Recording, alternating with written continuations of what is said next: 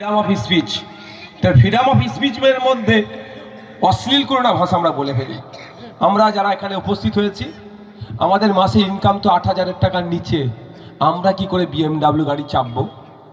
BMW গাড়ি তো তারাই চাপবে যাদের মাস গেলে ইনকাম 22,000 টাকার উপরে। অডি, ফরচুনার বা স্করপিও বা 4 চাকা তো তারাই চাপবে যাদের মাসের ইনকাম মাস গেলে 25,000 টাকার বেশি। একটু খোঁজ নিয়ে দেখুন হরিয়ানার কৃষকদের মাসের ইনকাম কত। জম্মু কাশ্মীর, ভারতবর্ষের সব থেকে বেশি যেখানে সেনা আছে, ওখানকার কৃষকরা মাস গেলে আজকের ডেটে 15,000-এর কাছাকাছি ইনকাম করে। আর ওয়েস্ট বেঙ্গলের কৃষকরা মাস গেলে 8,000-এর নিচে ইনকাম করে। পাঞ্জাবের কৃষকরা মাস গেলে 22-25,000 টাকা ইনকাম করে। আর ওয়েস্ট বেঙ্গলের কৃষকরা মাস গেলে 8,000-এর নিচে ইনকাম করে। সর্বোপরি সব থেকে বেশি ইনকাম করা রাজ্যের নাম হচ্ছে মেঘালয়। মেঘালয়ের কৃষকরা মাস গেলে 30,000 টাকার উপরে ইনকাম করে, আর আপনারা 8,000-এ সীমাবদ্ধ আছেন। নিশ্চিতভাবে স্বামীনাথন কমিশনের সুপারিশগুলো বাস্তবায়ন হচ্ছে না বলি এই দুরবস্থা আমাদের হচ্ছে। তাই আপনাকে আমাকে আজকের এই দিনে আওয়াজ তুলতে হবে না যে মেঘালয় রাজ্যটা একটা পাহাড়ের ওপর একটা রাজ্য, 360 হেক্টর মতো জমি আছে, কৃষিজ জমি। আর ওয়েস্ট বেঙ্গলে আগে শুনতাম 88 লক্ষ হেক্টর কৃষিজ জমি আছে, এখন শুনছি 1 কোটি হেক্টর কৃষিজ জমি আছে। আমাদের থেকে আমাদের অনেক বেশি তো। তাহলে আমরা 8,000 ইনকাম করছি, ওরা 30,000 কি করে করছে? ওরাও কৃষক, আমরাও কৃষক। আজকে কোশ্চেনটা আপনাদের কাছে ছেড়ে দিয়ে যাচ্ছি। এটাই আপনারা যারা শাসক দলে আছে, যাদের থেকে কৃষিমন্ত্রী তৈরি হয়েছে, তাদেরকে প্রশ্ন করুন যে এটার উত্তর ভাই আপনাদের দিতে হবে। ভদ্র ভাষায় শালীনতা বজায় রেখে তাদের কাছে জানতে চাইবেন, আরে ভাই বা ভাইপো বা কাকা বা মামা, যাকে যে ভাষায় কথা বলেন, আমরা পাড়াতে এই ভাষাতেই কথা বলি আমরা। বাবু, যে নওশাদ সিদ্দিকী এসেছিল, এসে বলে গেল মেঘালয়ের কৃষকদের মাস গেলে 30,000 টাকা ইনকাম, আর আমাদের ওয়েস্ট বেঙ্গলের কৃষকদের মাস গেলে 8,000-এর নিচে ইনকাম কেন রে বাবু? এই বৈষম্য কেন? ওরাও কৃষক, আমরাও কৃষক। শুধু আমি এতটুকু আপনাদের বলতে চাই, ওদের কৃষিমন্ত্রী সজাগ আর আমাদের কৃষিমন্ত্রী নীরব। আমরা ভোট দিয়ে, কৃষকরা ভোট দিয়ে কৃষকদের ট্যাক্সের টাকা থেকে একটি লোককে রেখেছেন, তার নাম হচ্ছে কৃষিমন্ত্রী। তার কাজ হচ্ছে কৃষকদের দুরবস্থার কথা তুলে ধরা, দুরবস্থাকে মোচন করা, কৃষকদের আয় বাড়ানোর ব্যবস্থা করা। তার পরিবর্তে কৃষিমন্ত্রী যদি রাজনৈতিক ভাষণ দিয়ে সারা বছর পার করে দেয়, তাহলে আপনাদের কথা ভাববে কে? আপনাদের কথা ভাবার জন্য আপনারা ভোট দিয়ে ওই জায়গায় পাঠালেন। শুধু পাঠালেন নয়, একটা মন্ত্রীর মাস গেলে মাইনে হচ্ছে 1.5 লাখ টাকা। আপনারাই দিচ্ছেন, মমতা ব্যানার্জি দিচ্ছে না। কালীঘাট থেকে টাকা ছাপানোর মেশিন নয়, যে টাকা ছাপিয়ে দিচ্ছে এই চাঁচলের, এই রতুয়ার, এই মুর্শিদাবাদের, এই ভাঙড়ের কৃষকদের হাড় ভাঙা খাটুনি, মাথার ঘাম পায়ে ফেলে যে টাকা ইনকাম করছেন, ওখান থেকে ট্যাক্সের টাকাগুলো কালেক্ট হচ্ছে। ওই টাকা থেকে 1.5 লক্ষ টাকা মাইনে আপনারাই দিচ্ছেন।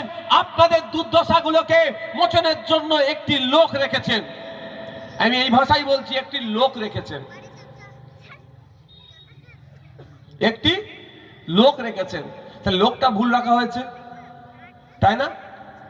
সঠিক লোক রাখলে তাহলে কেরলেরটা দেখতো, মধ্যপ্রদেশকে দেখতো, উত্তরপ্রদেশটা দেখতো, পাঞ্জাবকে দেখতো, হরিয়ানাকে দেখতো, সর্বোপরি মেঘালয়কে দেখতো। আরে ওরাও কৃষক, আমরাও কৃষক। তাহলে ওদের বেড়ে যাচ্ছে, আমাদের কমছে, বাড়ছে না কেন? তাহলে ফর্মুলা চেঞ্জ করতো।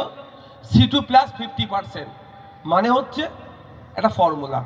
আপনি একটা, আমি উদাহরণের জন্য বলছি, বাবু আপনারা ফুলকপি চাষ করেন, হ্যাঁ? একটা ফুলকপি বাজারে বিক্রি করতে যাওয়ার আগে পর্যন্ত কত টাকা খরচ হয় একটা ফুলকপির পেছনে? হিসাব করেন নাকি?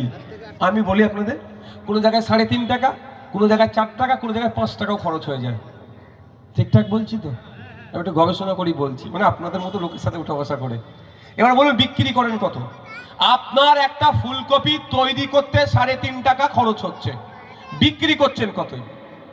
কখনো তো 3 টাকাতে বিক্রি করে দিতে হচ্ছে, না হলে বলছে মাল নেবে না। আরে নেবে না মানে?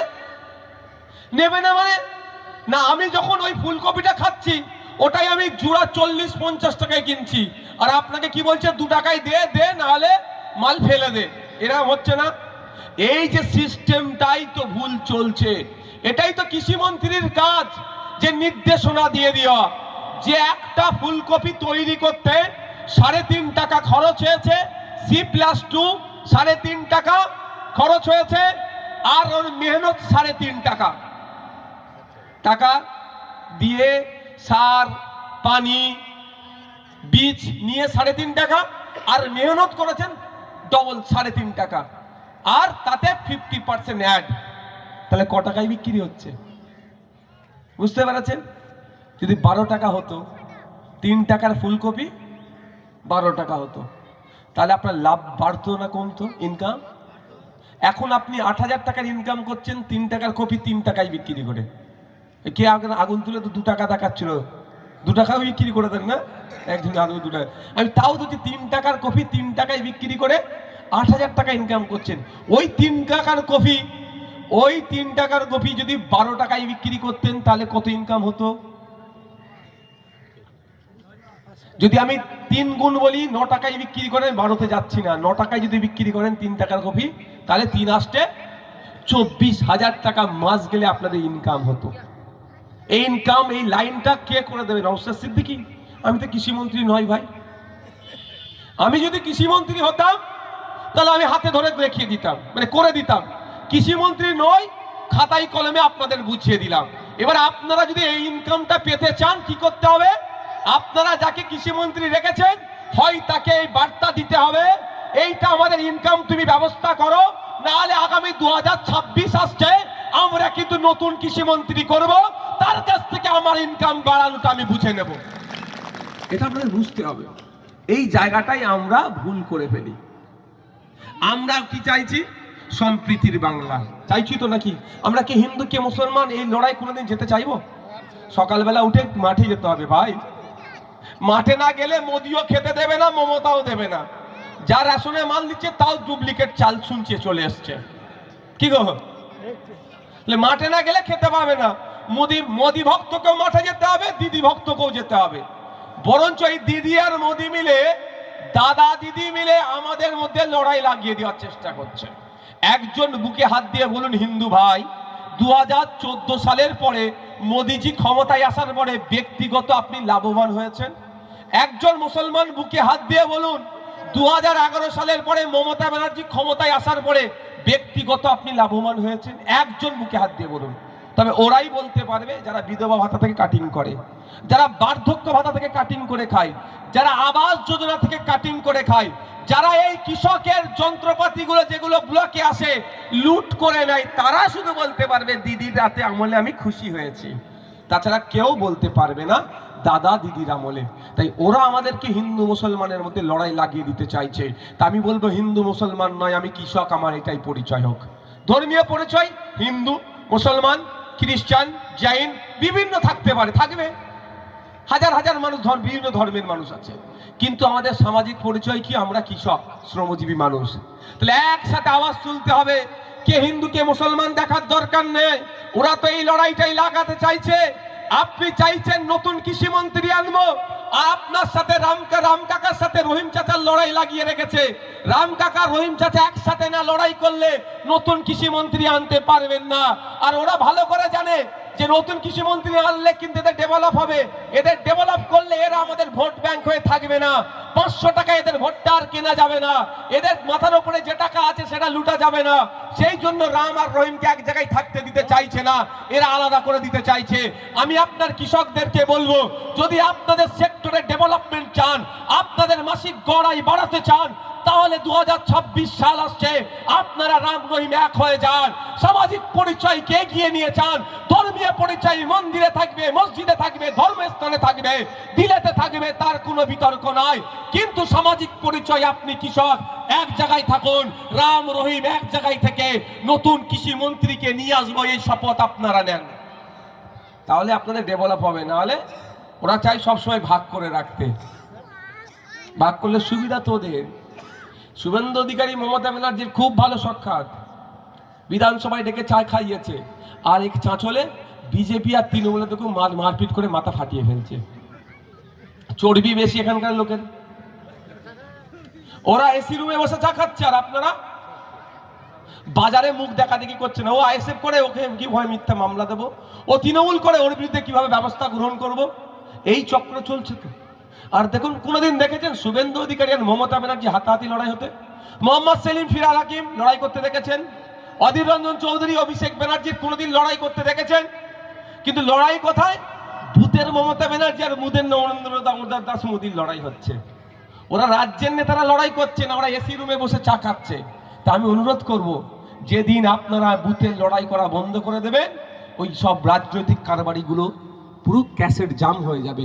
ওই জন্য আমি একটা নতুন স্লোগান তৈরি করেছি, কি? নেতাই নেতাই লড়াই চাই, জনগণ এবার দেখতে চাই। নেতাই নেতাই লড়াই চাই, জনগণ এবার দেখতে চাই।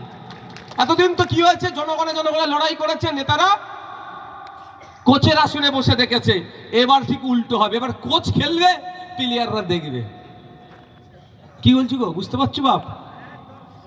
কেন মারপিট আপনি করবেন? আমার বক্তব্য এটাই, মারপিট করলে কি হবে? হয় কবরে যাবে, শ্মশানে যাবে। আর যাকে মেরে দিলে সে তো কবর শ্মশানে গেল, আর যে মারলো সে জেলের। আর বছরে একদিন করে হলে খুব বেশি হলে কি, ওনার স্মৃতিতে একটা কি বলে ওটাকে, স্ট্যাচু বানিয়ে একটা ফুল দিয়ে চলে যাবে। বাকি 364 দিন কিভাবে যে পার হচ্ছে তার বাড়ির লোকটাই বলতে পারবে। এর বাইরে কিছু করে আর মনে হয় আপনাদের? তাই বন্ধুগণ, আমার বলার বক্তব্য যে আপনাদেরকে একটু সজাগ থাকতে হবে। আপনারা কৃষক, আপনারা যদি বলেন আমরা চাষ করা ছেড়ে দেবো, তাহলে কি আমরা এই কাপড় খাবো, এই সিমেন্ট চিবাবো, পাথর খাবো, রড খাবো? হবে? চলবে তো? আপনারা কত পাওয়ারফুল লোক বলুন তো, কিন্তু আপনাদের বোকা বানানো হচ্ছে। তাই বলছি আপনাদেরকে, আমার একটা অন্য বিষয়টা লেখা দিয়েছে বলে আমি এদিকে আর আসছি না। কৃষিকাজ নিয়ে আরেকটু বলতে চেয়েছিলাম, যাক আমি ওই বিষয়ে আর যাচ্ছি না। আপনাদের মোটামুটি একটা কনসেপ্ট এসেছে তো, যে আপনাদের ব্লকে একটা অফিসার রাখা আছে, সেই অফিসারের মাইনে আবার আপনি দিচ্ছেন, কিন্তু সেই অফিসারকে আপনি চেনেন না। ঘোড়ার ডিমের মাথা, আপনি তাকে মাইনে দিচ্ছেন আর তাকে আপনি চেনেন না। অ্যাসিস্ট্যান্ট ডিরেক্টর অফ এগ্রিকালচার, কালকে কি বার আছে? বুধবার। ব্লক কোথায় আপনাদের? চলে যেতে হবে একবার, সোজা চলে যাবেন, গিয়ে যারা আছে বিডিও অফিসে ঢুকবেন, বলবেন ADA sir, ADA assistant director of agriculture স্যারের আলাদা আলাদা রুম থাকে না, কোথায় বসে? চলে যাবেন, গিয়ে বলবেন স্যার আমি কৃষক, আমার নাম্বারটা রাখুন আর আপনার নাম্বারটা আমাকে দিন। ভালোভাবে বলবেন, কেন? আমি কৃষক, আমার দুর্দশার জন্য আমার কিছু সমস্যা হলে আপনাকে রাখা হয়েছে, আপনি সমাধান করবেন। আমার নাম্বার যদি আপনার কাছে না রাখেন, আপনার কাছে না থাকে, যে জীবনে মাঠের ধারে গেল না, তার সাথে আপনি গল্প করবেন? আর আপনার নাম্বার আমাকে দেন, আমি কৃষক, আপনার নাম্বার আমাকে নিতে হবে, আমার সমস্যা হলে আমি আপনাকে ফোন করব। আর একটা কথা কি বলবেন, সাহেব অনেক হয়েছে, এবারে যখন অ্যাপ্লিকেশন করার সময় আসবে, অ্যাপ্লিকেশন করব, আমরাও সাবসিডিতে মালটা আমি নিতে চাই। আপনি এত কৃষক আছেন, কোনোদিন সাবসিডিতে দুটো এই ধান গাছের চারা পেয়েছেন? এই পেয়েছেন আপনারা কারা? চুরি তো হয় শুনেছি, এখানে তো পুকুর চুরি দেখছি, কেউ পাননি? তাহলে তৃণমূলের নেতারা বলবে নওশাদ সিদ্দিকীর নামে এবার তুড়ে দেবে আমি যাওয়ার পরে। এই লুট হয়ে যাচ্ছে, প্রতি বছরে নিয়ম করে করে আসে গরিব কৃষকদের জন্য, গাছ আসে, চারা আসে বিনামূল্যে বিতরণ করার জন্য, সেগুলো যায় কোথায় আপনি জানেন না, আপনাকে জানানো হয় না। বাইপাস হয়ে একবার আসলো, নোট হলো, চলে গেল মার্কেটে বিক্রি হতে, আবার আপনি ওই চারাগুলো আবার হাতে কিনে নিয়ে আসছেন, এসে লাগাচ্ছেন। তাই বন্ধুগণ, আমাকে আরো দুটো বিষয় আমাকে বক্তব্য দিতে জন্য রিকোয়েস্ট করেছে, ওয়াকাফ আর এসআইআরটা বলি। আমি আমার বক্তব্য মনে আপনারা শুনেছিলেন, যে এসআইআর নিয়ে আতঙ্কিত হবেন না। এই বক্তব্য বলার জন্য আমাকে অনেকে বলেছে বিজেপির দালাল হ্যান ত্যান। আচ্ছা, আপনি আতঙ্কিত হলে সমস্যা কি সমাধান হয়ে যাবে? যে গণনা ফর্মটা দিয়েছিল, ওই গণনা ফর্মটা যদি আতঙ্কিত হয়ে ফিল আপ করেন তো ভুল হবে, আর ঠান্ডা মাথায় ফিল আপ করলে ঠিক হবে। আমি একটা উদাহরণ দিচ্ছি, আপনারা চাষিভুষি মানুষ আরো ভালো বলতে পারবে। গ্রামীণ সমস্যা, এটা সাপে কামড়ে মারা গেছে, এই ধরনের ঘটনা এখানে অহরহ আছে তো। আবার সাপে কামড়ে হসপিটালে পৌঁছে গিয়েছে, বেঁচে গিয়েছে, এই ধরনের ঘটনা আছে। সাপে কাটার সাথে সাথে মারা গেছে, এটা ঘটনা আছে তো। কিন্তু মেডিকেল সায়েন্স বলছে 100 মিনিটের মধ্যে 100 মিলিগ্রাম অ্যান্টিভেনাম বা এভিএস যদি তার শরীরে প্রয়োগ করা হয় সাপে কাটা রোগীর, সে বেঁচে যাবে। মেডিকেল সায়েন্স এটা বলছে। আর তাহলে আপনারা এখানে সাপে কাটার সাথে সাথে মরলো কি করে? তাহলে আপনারা মিথ্যে কথা বলছেন। আপনারা কি মিথ্যে কথা আমাকে বলছেন? আপনারাও সত্যি কথা বলছেন, মেডিকেল সায়েন্সও সত্যি কথা বলছে। কিন্তু জানতে হবে, সাপের কামড়ে সাথে সাথে কোনো রোগী মরে না। মরে কেন জানেন? হার্ট অ্যাটাক করে, ভয় পেয়ে, আতঙ্কে মারা যায়। তো আপনাকে যদি আতঙ্ক ঢুকিয়ে দিয়ে এসআইআর এর ও ভালো ফর্মে আপনি ভুল করবেন, ভালো জিনিসও ভুল করবেন। যেমন সাপে কাটার সাথে সাথে মরেছে। সাপে কাটলে যতই বিষধর সাপ হোক না কেন, সাপে কাটলে সাথে সাথে মরে না। 100 মিনিটের মধ্যে যদি ওকে শরীরে অ্যান্টিভেনাম দিয়ে দেওয়া হয় তাহলে সে মরবে না। এই সাপে কাটার কথা হচ্ছে, আবার একটা কৃষকের কথা মনে পড়ে গেল। কৃষকরা সাপে কেটে মারা যায় তো 2 লক্ষ টাকা ক্ষতিপূরণ পাওয়া যায়। কেউ এর আগে বলেছে আপনাদের? তাহলে 2 লক্ষ টাকা কেন বলেনি? হয়তো দেখুন আপনার পরিবারের কেউ সাপে কেটে মারা গেছে, নেতাবাবু 2 লক্ষ টাকা আপনার পরিবারের নামে তুলে খেয়ে নিয়েছে, ওই জন্য বলেনি। দেখুন, আমি একটা যে কথা বলছি তথ্যের বাইরে আমি একটা কথা বলছি না। আমি আপনাদের বললাম চোর ডাকাত নিয়ে, তাহলে চোরকে ডাকাত আপনারা বুঝতে পারছেন তো। আপনারা চাষিভুষি মানুষ, গরু আছে, ছাগল আছে, গরিব মানুষ, মাঠে ঘাটে বেঁধে রাখেন। আর বর্ষার সময় বাজ পড়ে অনেক মানুষ, কৃষকরা মারা যায় তো। বাজ পড়ে মারা গেলে 2 লক্ষ টাকা ক্ষতিপূরণ পাওয়া যায়। কজন পেয়েছেন এখানে? অনেকে মারা গেছে তো। বা জানতেন কজন বলুন? একজন যদি জেনে থাকে একটা হাত তুলে দেখালে আমি নিজেকে বলবো না, আমার সরকার ঠিক চলছে বাংলার। একজনে জানেন আমি 2টো কথা বললাম, তাহলে কোথায় যাচ্ছে টাকাগুলো? জানাচ্ছে না কেন? জানাচ্ছে না এই জন্যই হয়তো আপনার এখানে কেউ বাজ পড়ে মারা গেছে বলে কারো সর্বনাশ, কারো পৌষ মাস। কেউ মারা গেছে তার সর্বনাশ, আর পৌষ মাস হচ্ছে ওই নেতাগুলোর, যে ওর মাথার টাকাটা তুলে আমি নেবো। যাক, এসআইআর। তাহলে আতঙ্কিত হতে বারণ করেছিলাম। আর ফর্ম পেয়েছেন, মাস্টার ফর্ম দিয়েছে, আপনারা বাধ্য ছাত্রের মতো ফিল আপ করে জমা দিয়েছেন। একটা করে কপি আপনাদের কাছে আছে তো, ওটা ভালো করে যত্ন করে রাখুন। ওই কপিটা ভালো করে যত্ন করে আপনারা রাখবেন। আপনাদের জানিয়ে দিতে চাই, কে শুভেন্দু অধিকারী, কে মমতা ব্যানার্জি, কেউ আমার ভোটাধিকার কাটতে পারবে না। আর কারো দয়া আমার ভোটাধিকার চাই না। আর্টিকেল 326 সংবিধানের 326 নম্বর ধারায় বলা হচ্ছে 18 বছরের ঊর্ধ্বে প্রত্যেকটা ভারতীয় নর নারীর ভোটদানের স্বাধীনতা দেওয়া হচ্ছে। মাস্টার সাহেব যদি আমার উত্তরপত্র সঠিক দিয়েছে, আমার উত্তরপত্র কেটে দিয়ে যদি আমাকে শূন্য দেয়, আপনারা নিশ্চিন্তে থাকবেন। চাঁচল হতে পারে, রতুয়া হতে পারে, মালদা হতে পারে, মুর্শিদাবাদ হতে পারে, উত্তর 24 পরগনা, দক্ষিণ 24 পরগনা দেখার দরকার নাই। আপনাদের কাজ হবে ওই ঘরে যে একটা রিসিভ কপি আছে ওটাকে যত্ন করে রাখা। যদি আপনার নাম অন্যায়ভাবে কাটে, আপনার পাশে কেউ থাকুক আর নাই থাকুক, খামচিহ্ন আপনার পাশে থাকবে, নওশাদ সিদ্দিকী থাকবে, আইএসএফ আপনার জন্য লড়াই করবে। আপনারা নিশ্চিন্তে থাকবেন, ভয় পাবেন না। কারো দয়ায় নাগরিকত্ব, ভোটাধিকার আমার দরকার নেই, আর কেউ আমার ভোটাধিকার কাড়ার কারো ক্ষমতা নেই। সংবিধান আপনাকে আমাকে সেই পাওয়ারটা, অধিকারটা দিয়েছে। আপনাদের কাজ কি হবে? বাই চান্স কারো নাম কেটে গিয়েছে, ওই যে ভুলভাল কাজ করছো, কাজ করবেন না। কেউ বিষ খেয়েছে, কেউ গলায় দড়ি দিয়েছে, একদমও কাজ করতে যাবেন না। আমি অনুরোধ করছি আপনাদের। কেন কাজ করবেন আপনারা? আপনাদের পূর্বপুরুষ, আপনারা কি সব বেড়া টপকে এসেছেন? কেউ পাকিস্তান থেকে এসে বসে আছেন নাকি এখানে? না আফগানিস্তান, বাংলাদেশ, মায়ানমার থেকে এসেছেন? আপনার আমার পূর্বপুরুষ দেশের স্বাধীনতা সংগ্রামে লড়াই করেছে। আপনার আমার পূর্বপুরুষ ব্রিটিশদেরকে তাড়িয়েছে, আর আপনি আমি ভয় পেয়ে যাব? তখন তো এত যোগাযোগ ছিল না ভাই, ইন্টারনেট ফোন টোন। তা আপনার পূর্বপুরুষ বিনয় বাদল দীনেশ, আশফাকুল্লাহ ক্ষুদিরাম, আকরাম খাঁ সাহেব, ফুরফুরার পীর আবু বকর সিদ্দিকী রহমতুল্লাহ আলাইহি থেকে শুরু করে নেতাজি গান্ধীজি, বেগম হযরত মহল, মাতঙ্গিনী হাজরা, প্রীতিলতা ওয়াদ্দেদার আপনার আমারই পূর্বপুরুষ। তো তারা লড়াই করে দেশকে স্বাধীন করেছে, আর আপনাকে আমাকে কাগজের ভয় দেখাচ্ছে। ওরা ভয় দেখাচ্ছে, ওই ভয় পেলে হবে না। আপনার হাতে রিসিপ্ট কপি আছে, আপনারা যত্ন করে রাখুন।